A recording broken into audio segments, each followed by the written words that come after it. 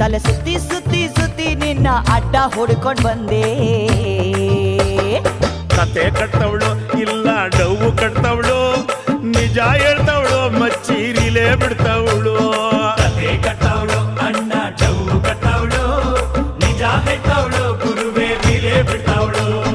ಕುಲುಕಬೇಡ silk, ನೀ ಕುಲ್ಕೋಕ್ ಮುಂಚೆ ಯಾಕಂತ ಹೇಳಿ ಕುಲುಕು.